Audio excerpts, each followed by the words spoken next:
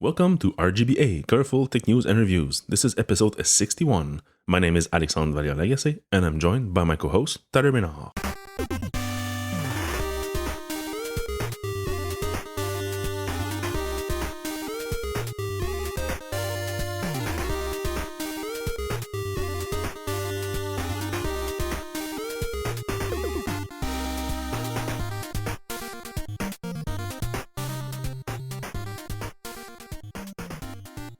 Starting with follow-up this week, we have news from our favorite juice squeezer company, the Juice Zero. Just a quick summary. This was a super nice, super Apple-esque juice press that was released a couple of months ago, backed by a bunch of founders in San Francisco. And as things are nowadays, this is a super expensive $800 juice press with special DRM'd juice packs that only this machine could compress basically and extract the juice from the vegetables and the fruits in the pouches. Following a report from, I think it was Business Insider, you could actually get the pouches and squeeze them manually to get the exact same juice as with the Juice Zero. So that started like a big kerfuffle on the internet, and as things goes with these, Juice Zero responded with a price cut of $200 on a new generation machine, which is still $600 for a juice press that only squeezes juice bags, and also you can only buy the juice bags from them. So it's kind of like a subscription service with a super expensive entry price. So this was not very much liked by the public, and they announced basically that they're shutting down the company, and you can get a refund for your machine no matter when you bought it. You could have bought the machine the first day, which I think is like almost a year old, and they even give you a refund. And like, I think the backers and the investors just want to get out of this and basically pay to just get this over with. So it hit the market in March 2016. It was for $700, not $800, and they dropped to $400 in January. Okay, so $300. Oh, wow. Okay. Yeah, so big drop. It's almost 2 years old at this point. But I don't understand how they're taking them back and paying people back. Well, I guess they maybe did not burn through all the money they got from the investors, and they might be using this leftover money to refund whoever wants it back. I'm guessing many people will keep their machine. Maybe you will see like a third party start to do pouches that are compatible or something. But aren't they they like they're DIM? No, aren't they patented there, or they're just it's probably just the company doesn't exist anymore. Exactly. And also I'm guessing that it's probably just a barcode or something that is DRMize the pouches. So yeah, there might be ways to go around that. Kind of like with the Nespresso, that if you use like a real cup of those, the one that you got, what is the name already? The virtual line? Yeah, the virtual line. If you just like stick the top part on a other cup that you make yourself, it can still work. So just as long as it can read the special ink and the special barcode, you're safe. So I'm guessing maybe we'll see something with Juice Zero in the future. Not from Juice Zero, of course, but from a third party. It was cool, but it was just a bit expensive. I think $700 for a machine to squeeze a pack of juice. If it'd be like $199 or even like $149, I think it would have been a lot more popular. Yeah, but the problem was that if you saw the article go by a couple of months ago, where I think it was a electrical engineer or a parts engineer actually took the machine apart and explained why each of the components there are so expensive. Like whenever you make a machine, you can use specific components or materials that are cheaper or cheapest, and there's always like the Cadillac. And for this machine, every single part is the Cadillac. So even the plastics are like plastic that costs like $30 to mold instead of the one that can cost 30 cents. It's always like the big one. So he said that it was like a dream come true for a mechanical engineer to work on a machine like that, because he had all the leeway he wanted to make the best parts, to make the best machine. But then all those costs add up and you end up with a $700 machine just to squeeze a pouch of juice. I even thought one day, like, can we just take the pouch of juice? And you know those rollers that you use to make like pasta, or in the old times, those rollers that you used to remove the water from your clothes. Yeah. Maybe you could just put it in there and then just roll around, and then you would get the juice out of it. It's probably the same thing. Yeah. Well, in the juicer, it's different because it's kind of a plate that is pressed against the pouch.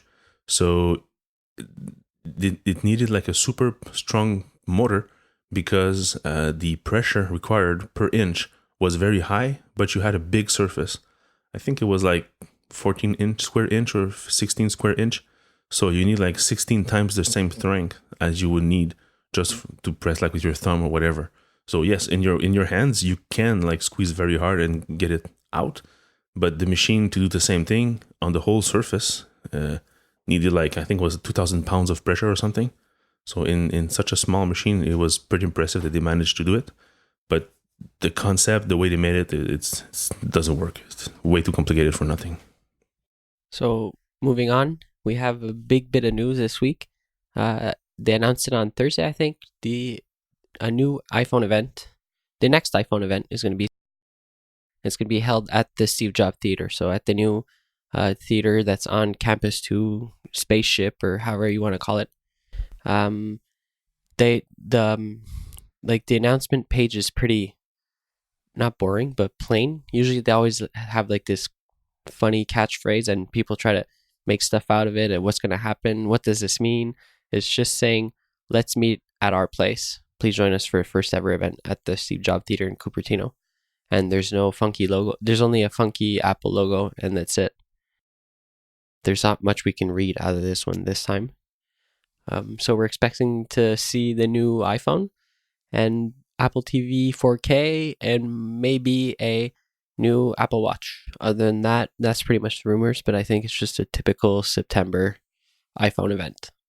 Yeah, we might see even once more the iMac Pro, maybe in person with Phil Schiller like pulling off the blanket from a unit on stage and turning it around on a swivel thing like he did with the new iMac design a couple of years ago. Other than that, I'm hoping for a new Mac Mini. I know it. No. Okay, I know it sounds desperate, but at this point, they should probably just like announce some kind of a revamp. Not even a revamp, just like a generation spec bump and everything, just for keep it the same price, same design, same enclosure, everything. Or better, go back to the one that was before the previous generation, which was even easier to maintain, replace the hard drive and memory and whatever. Because the latest one, you have to take everything apart from the top. Well, no, from the bottom to reach the top where the hard drive is, which is a pain and takes a lot more time and a lot more screws.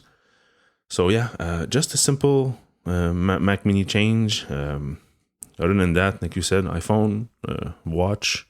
Of course, there's going to be like an iOS 11 recap. Maybe a mention about the iCloud message syncing, which will be postponed to a later date, kind of like what they did with the portrait mode on the iPhone 7 Plus. Yeah, there's not many like incredible like news that we are not aware of, I think, that will be announced there.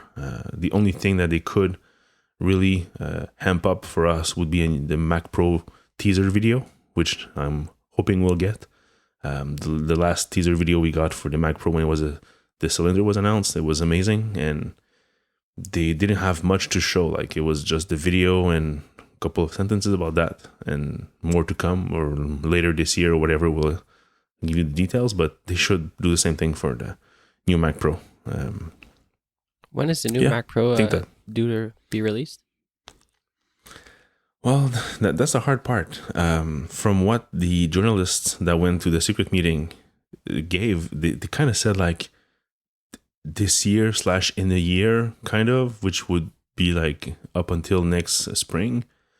But then they were contacted by Apple PR and said we never said like a year per se, coming like in a year plus. So people like it wasn't clear very much. So maybe like 2018 would be like a safe bet. So during that year, so it could be December 2018. So we'll get the iMac Pro this December, and next December the Mac Pro release. So but it wasn't very clear. So I think they gave themselves like leeway and space to work, and if ever they have a problem or there's a new technology that they want to get on, that gives them a couple of months to work for it and to do the partnerships or whatever. So Okay, you were talking, you want a teaser video for not the iMac Pro, the Mac Pro. no, the iMac Pro, I'm sure we're gonna see it full blown. I'm not even wondering, in the because flesh. in the flesh, yeah, because it's In in the 2 metal? months. So in the metal, in the glass, and in the rubber. Okay. So we'll see it for sure. That I'm sure 100%, because it's in 2 months. Like you need to show it if you want to use the time you have on stage, and PR wise, you want to strike this conversation with your product. So it's the perfect biggest timing. event of the year. It's the most watched events of the year. Exactly. And like we saw the last time, they can jam pack a lot of information into one single event. So I'm sure they're going to get their hands full, and they're going to stop breathing and just blah, blah for like 2.5 hours, like nonstop. And what I want is a teaser video for the Mac Pro. So that new tower design, that new component field design that you can replace components like the Pro really wants. All the rumors, expandable, replaceable, upgradable. So yeah, all those able things. All the words. Yeah. Oh, I forgot about the matching accessories in black. I want those. Oh yeah. Well, you can already get those from what's the company?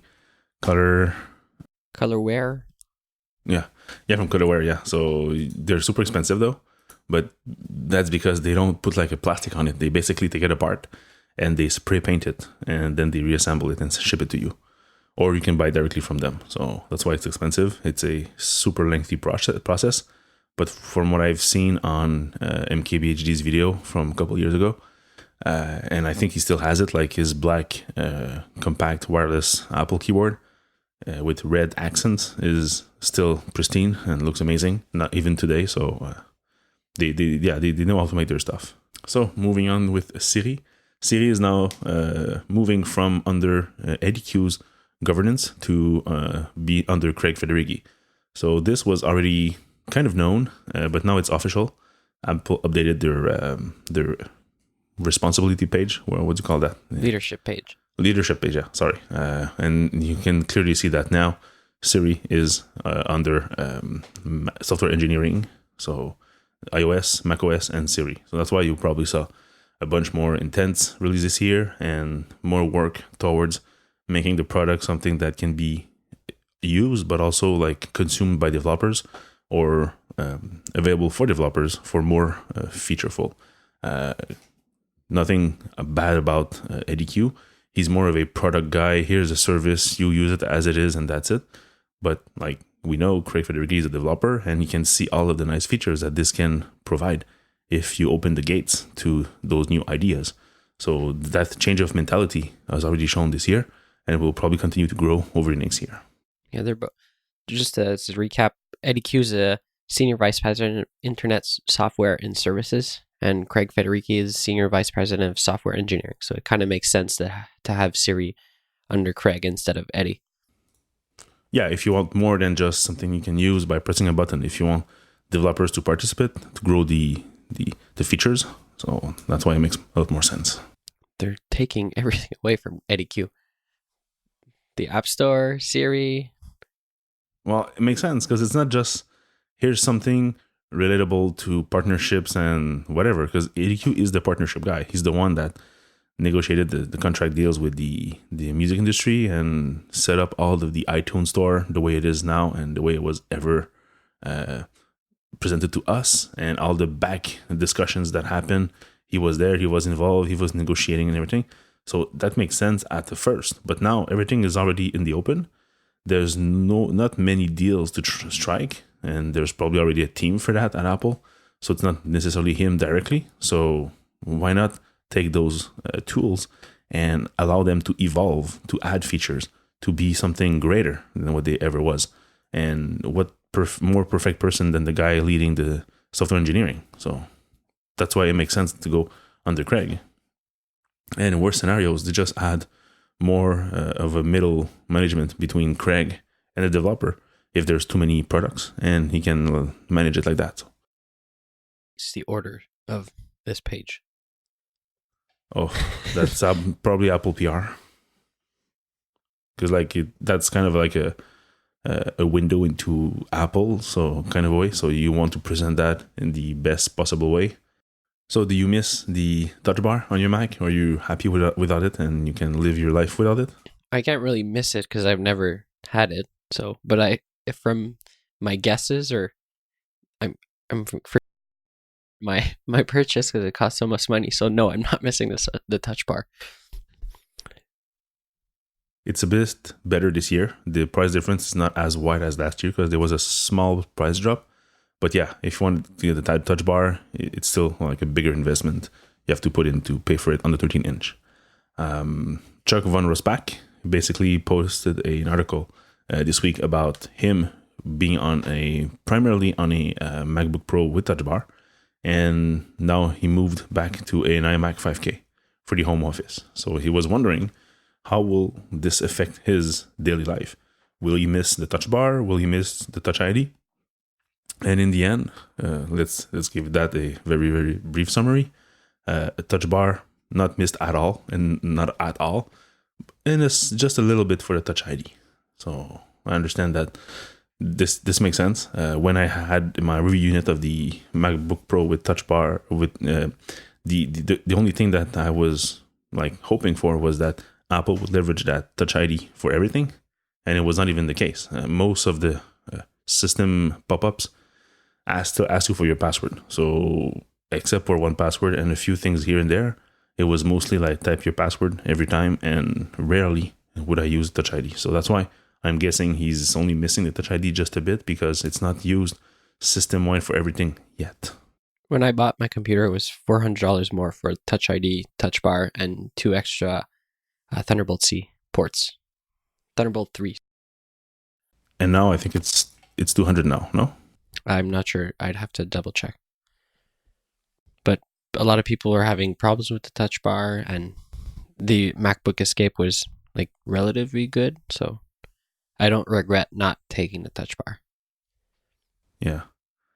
Right off the bat, it's $400 more, but you have a bigger CPU, which you don't have on the Escape one. You basically have a 2.3 gigahertz Core i5 on the Escape, and on the Touch Bar, you have a 3.1 gigahertz Core i5. Sorry. So right off the bat, you got 800 more megahertz, and Turbo Boost is almost the same, but the rest is the same. So yeah, it's $400, but maybe you can count maybe like $250 for a CPU bump. So in the end, you basically maybe have an extra $150 for the exact same computer or very similar computer with touch bar. So yeah, instead of being $400, it's now about $150 difference. So it's a bit less still, but it's not the same thing, because of course it's not the same. Is it the same generation? Yeah, it's the same generation CPU. It's just not the same CPU.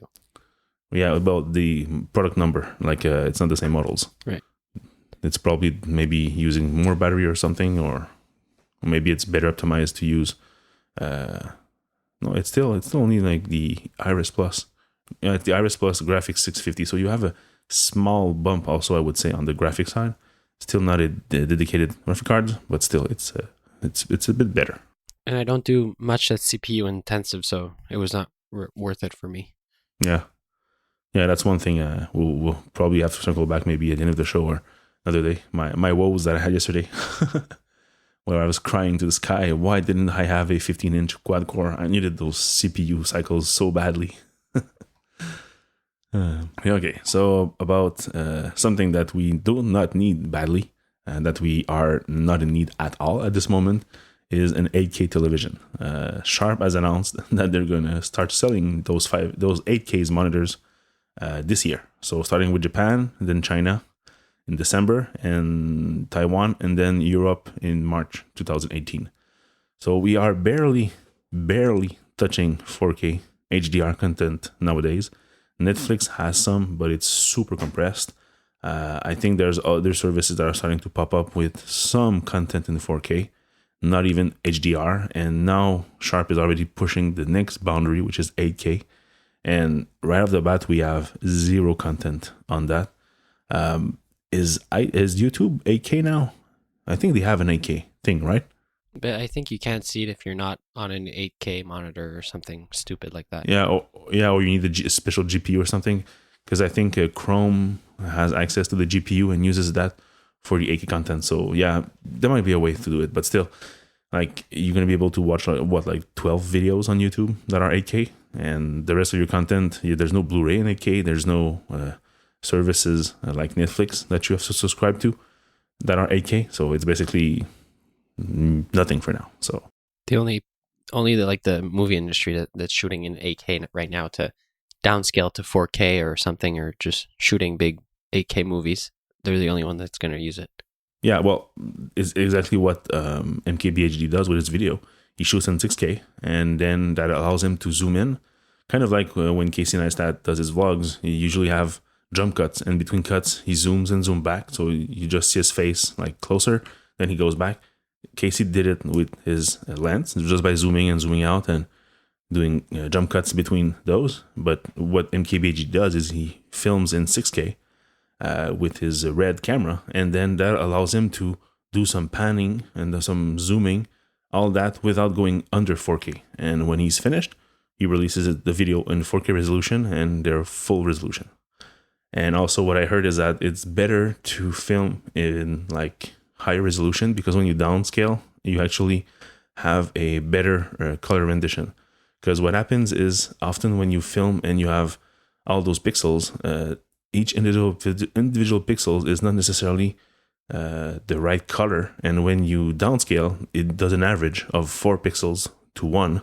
So that gives you like a better color, less noise and stuff like that. So it's pretty interesting. Such a nerd. Yeah, I know. I recently saw a video about that, so that's why. So yeah, those 8Ks will be 7,680 pixel by 4,320 pixels. So, and the first one that we saw in 2015, sold by Sharps, were $130,000. That was the price tag. And now they're aiming for 1 million yen, which is about $9,000. So it's purchasable by the consumer, but still it's not something that everybody will jump on right now, and it will probably just be used by those super fancy people that have like cinema rooms at home, and they constantly like upgrade their system, like with the Dolby Atmos sound system, and like new screens every couple of years. And yeah, so they might be selling like maybe 400 of those at this price, and that's it. So the next bit of news is Sonos announced that they're going to hold an event on October 4th, and they're going to introduce a new smart speaker. So like, I guess an Alexa, but with a Sonos speaker. We all know that Sonos makes very good speaker, and it's just a natural or not natural, but like smart move, I guess, to just pair it with a Siri or Alexa or Cortana. Probably there's one that's open source now that everybody can use. Isn't Alexa, I think? Yeah, well, it's a bit special because I think that I had this tab open and I closed yesterday. Damn, it was a move by Alexa joining forces with Cortana. Right. And they were like, the teams are actually like cross-sharing information and kind of like a partnership to make both system better and share the knowledge and the advancements. So because they probably have like a leading edge in their various fields and not necessarily the same ones. So by joining forces, they can make something that's better than Google and better than Siri. So that's why they're doing this exactly. So like you said, like we don't know, we don't have the proof that it's a Sonos voice assistant. But if you stitch together the invites that they sent to different venues, you discover that at the bottom part of the invites, there's like a wheel with a plus pause button in the middle. On the sides, there's like a 4 dots button. So I don't know what this means. But at the top, there's a little microphone. So, and there's also a big mouth on the invite itself. So we're guessing that it's something related to voice, and there's a microphone. So probably new hardware. That's one thing that I don't like really much, is that over the years, Sonos said, and they were proud, that whatever Sonos speaker you bought whenever they released the very first Play 3 or Play 5 or Play 1, it was the exact same device you can buy today in store. And every changes that was implemented since then was always a software feature. And every single Sonos product were able to be upgraded using the firmware updates, and you would get all the benefits of the new features. Even the room detecting mechanism that you use with your phone, True Tone, they call it, where you scan the reverberation of the room to better adjust the speaker sound, something that the Apple HomePod will do, which we forgot to say that it's going to be announced probably at the September 12 event also. Right. They're going to show it. Yeah, for sure, because it's also being sold in December. So yeah, the same feature where the HomePod scans the vibration in the room and adjusts the sounds live. This same thing is done with Sonos, but it's a manual process. You have to basically use your phone microphone and scan the wall up and down all around your room, and then it can guess, like, I don't know how it does it, but it's an algorithm where we can guess, like, here's where the bass is lost, here's where the bass comes back to me, so you can adjust the sound. So everything was available for every feature, every product now on the market. But if now they add a microphone, I don't think that our speakers have microphones. So we would need to replace all of our speakers with new Play 1s, Play 3s, or whatever with a microphone. I don't really like it. But see, this was an event poster invite done right. They had a little bit of like stuff hidden in it to like get the people going, get the news sites like talking about it and trying to out what this means, and compared to the Apple event that was super flat this year compared to what they do usually. There might be something in the picture, like the big fuzzy gray part and the big fuzzy pink part, but that could be like a phone, it could be like a laptop lid, it can be anything. So, and it can be even nothing, because it's way too vague. Like this actually had like a hint in at least 4 different types of invites. And if you get all 4 types together, that makes a circle. So all 4 parts of the circle, and you now have the full icons. So that makes sense. That's nice.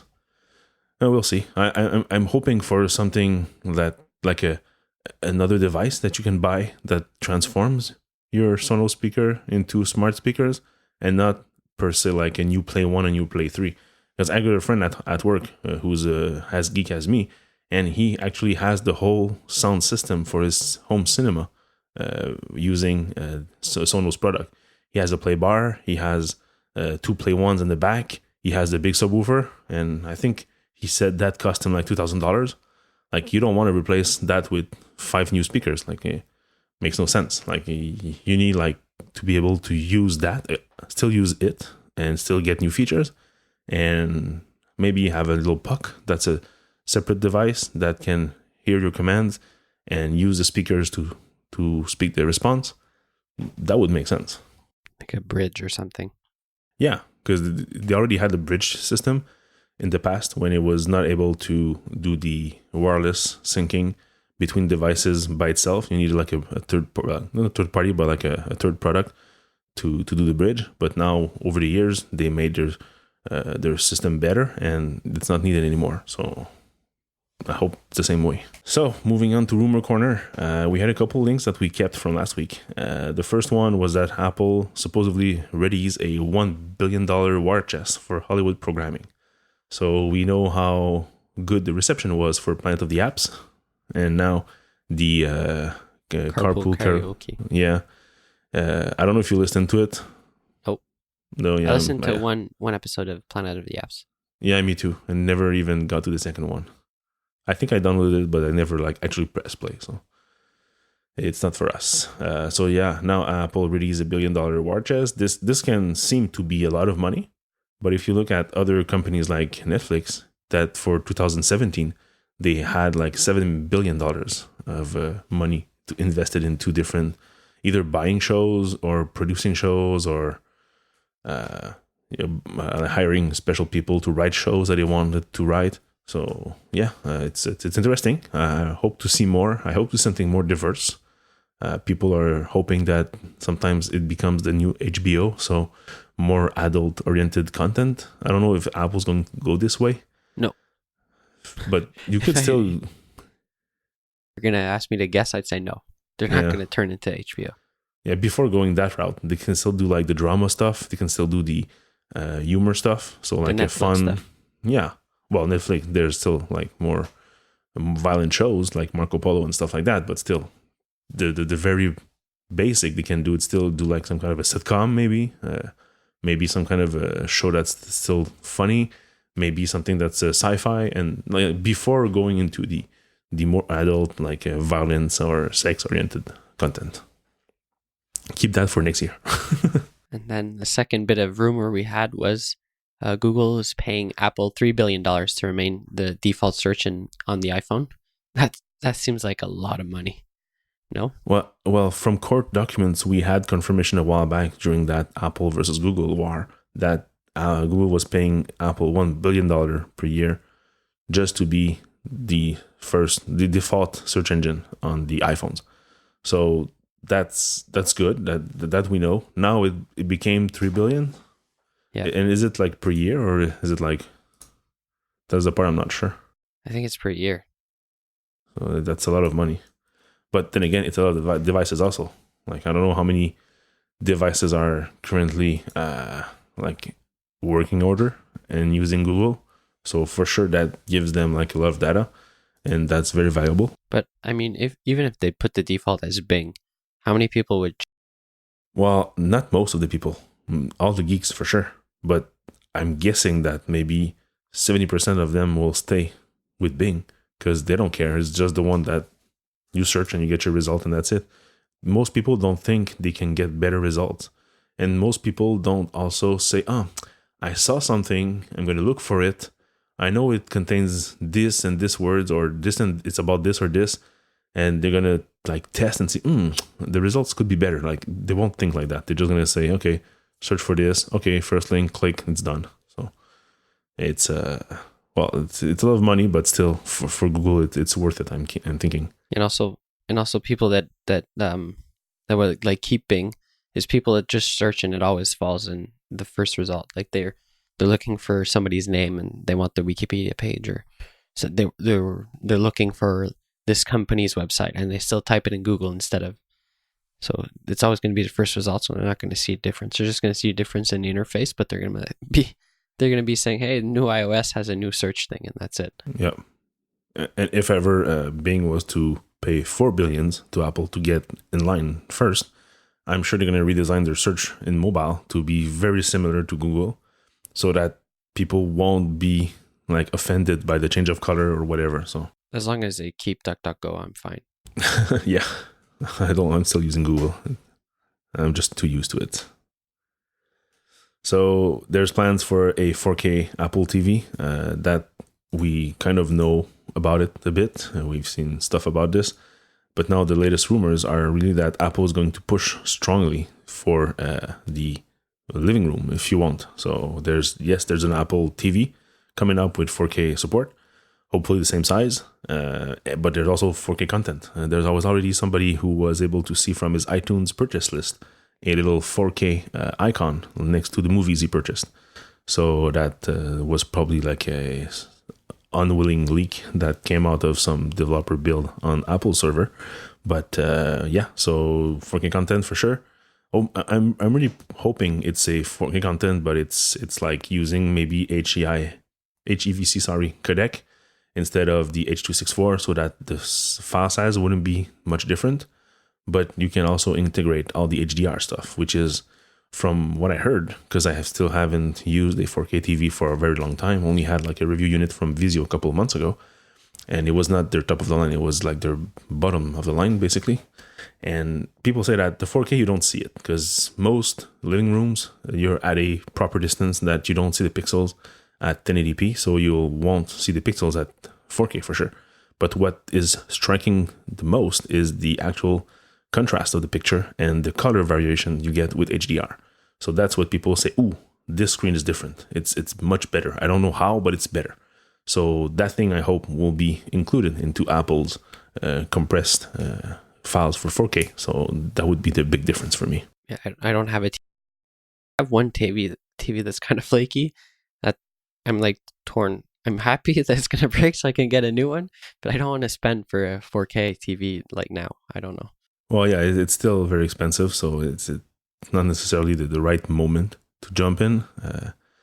There's also, as thing goes with TV, and you know about it, there's always competitive standards. So there's the people who do the OLED stuff like LG. So that requires you to go like do $3,000 and above to get something that's top of the line. It really is the best rank TV. If you look at the different websites that review TVs, the color rendition on OLED is the best. That's why all the phones this year almost are coming out with an OLED display. So it makes sense. It's the best panel for that kind of screens.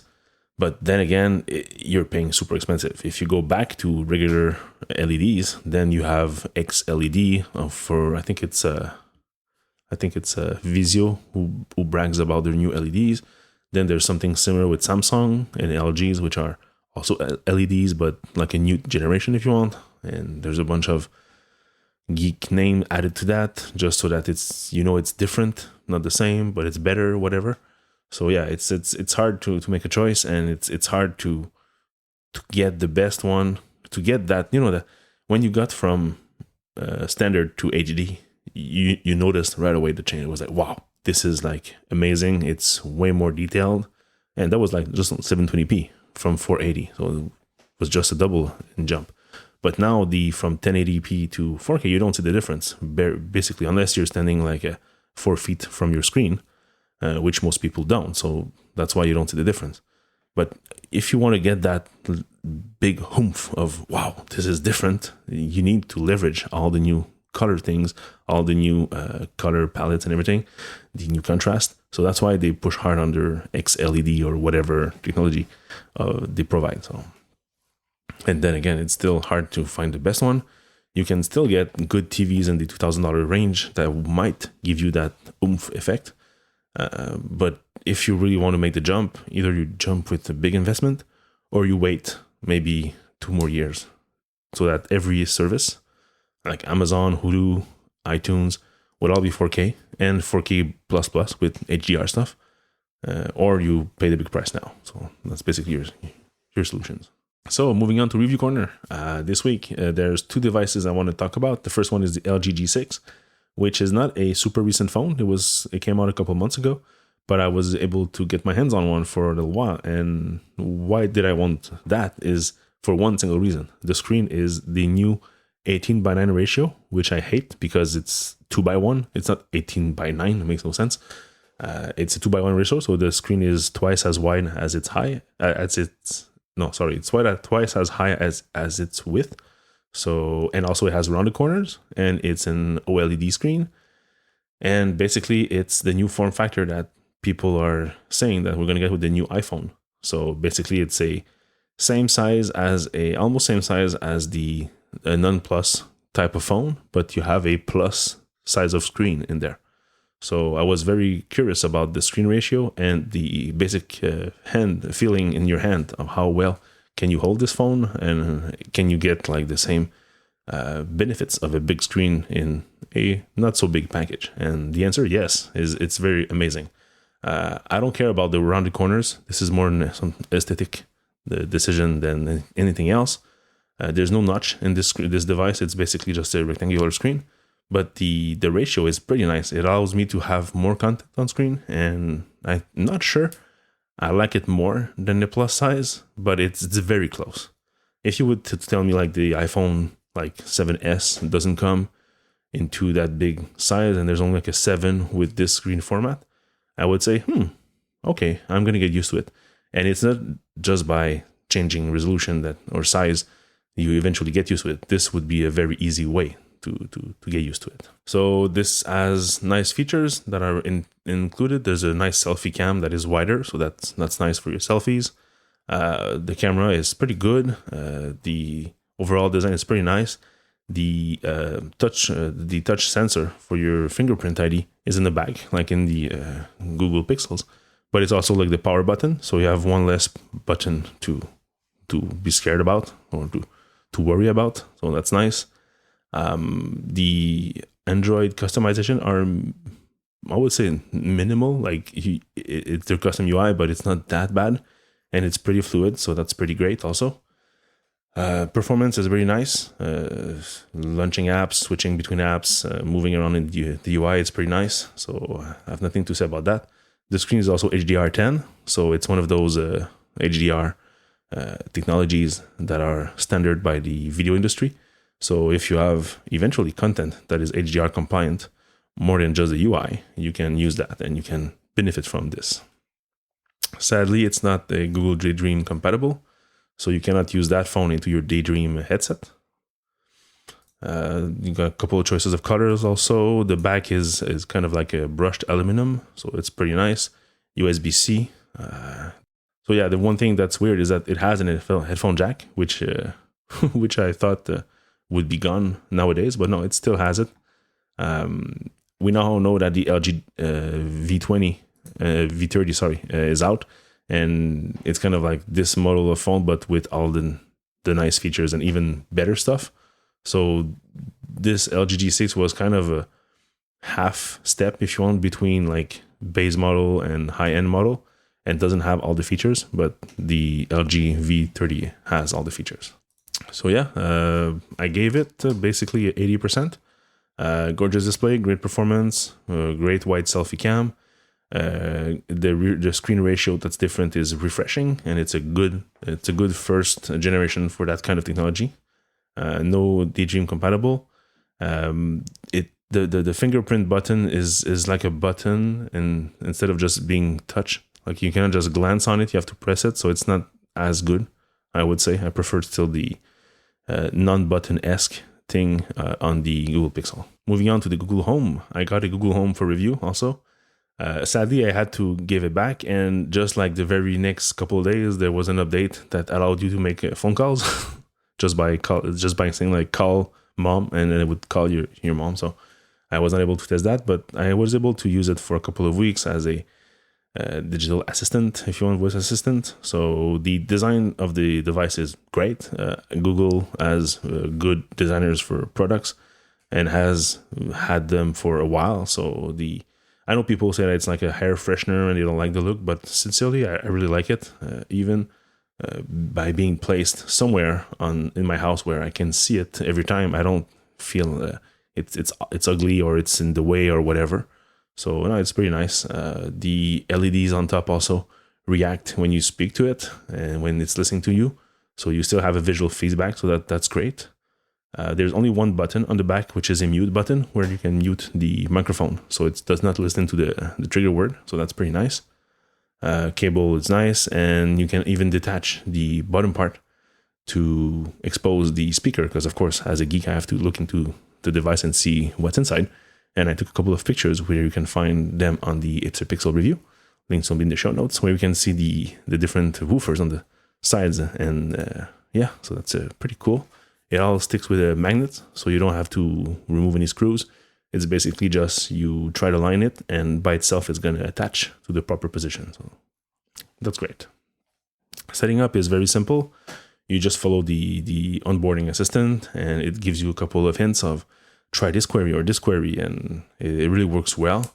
I would say maybe like 70% of the time I would ask something, it would give me like a good answer, or at least an answer. And a couple of times where I said, okay, it's sure that it's going to know what I mean and by this sentence. And when I ask it, it just says that, no, it cannot help me with that yet, or it's still learning or whatever.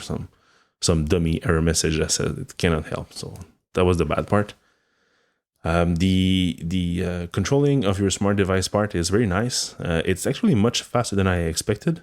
I was expecting to give it a query like open the living room lamp, and it would like think a while, and then it would understand the command, and then it would send the request to my Wemo switch, and then the Wemo switch will take maybe like another second, because just in the app, when you press on buttons for the Wemo switch, there's still a small delay.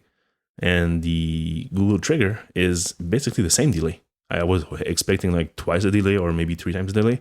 But no, as soon as it understood the query, which is pretty fast, it's instantaneous. So it's even faster than sometimes waiting for a voice response of some sort.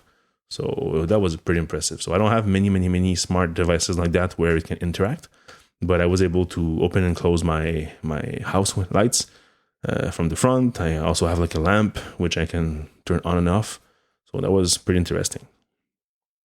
So the only bad part, I would say, basically, is that it often fails to understand me, but not that much.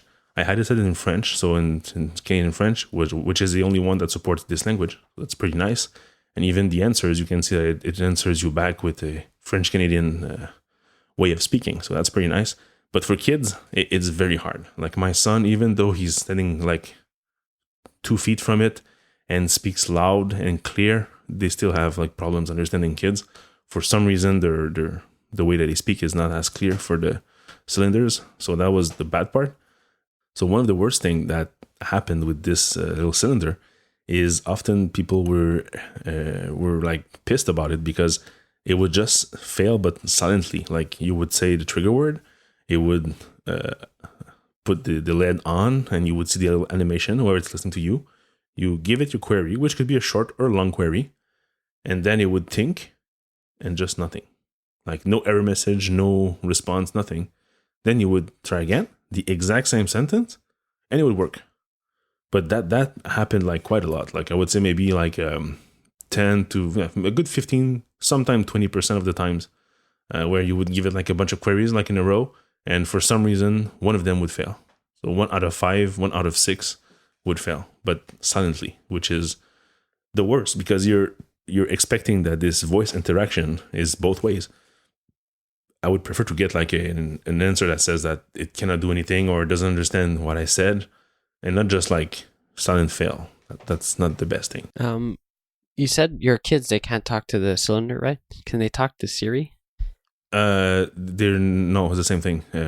On the iPads, my son tries also often to just speak with Siri, and it's basically just like, she doesn't understand me. Like, why can't you understand me?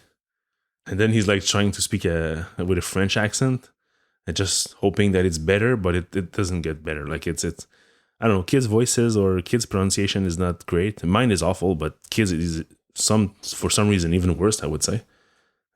So yeah, it's the same thing. Because do you get better results? Did you get better results with Siri or the Google Home? Did you see a difference?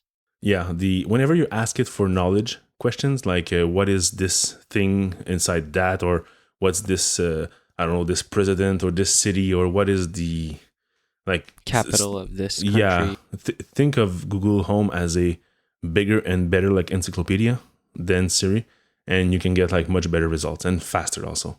Like conversion of units was super fast. I was surprised. Asking it for what's the age of Marilyn Monroe, for example, that was also super fast. Like everything that you can type in Google and you get like those fancy results that are not the websites that are included into Google. These are extremely fast. It was super useful. And would you like buy one to something? Yes, because I'm an early adopter and a tech-oriented guy, but I would not suggest people, like regular people, to buy this. Like, don't buy this for your dad or your mom or whatever, because it's has an enormous potential, but it's still not, I would say, at a level where every consumer would benefit from it. They might use it not a lot, and they might not understand exactly its limitations. So it's still not, I would say, featureful or complete or as reliable as it should be for everybody. It's good for geeks like us who like to play with stuff and don't mind the constant updates and the new feature being added over time. But for regular people, it's still a hard sell.